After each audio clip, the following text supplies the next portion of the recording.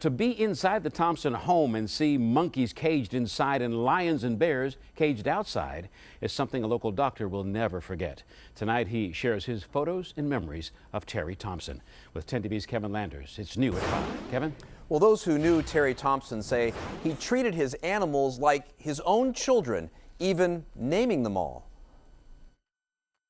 He was like a Dr. Dolittle, living peacefully on this little oasis of his. To those who knew him, Terry Thompson's oasis was a home full of exotic animals on the inside and out.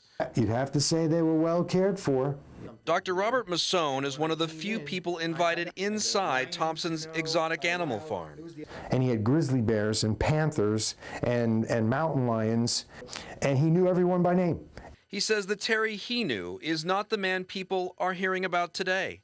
It hurts because he's being depicted as a maniac who was out of control, and he was actually the opposite. But even the doctor realized when he took these pictures that this was an operation for 10 men, not one. I think he went too far. He had too many animals, got to be too much. I think he felt a loss of control. That might have led to this whole despair thing.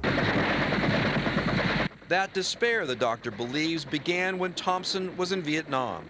He says Thompson told him he was a door gunner and a chopper, and the doctor suspected the images of war never left him.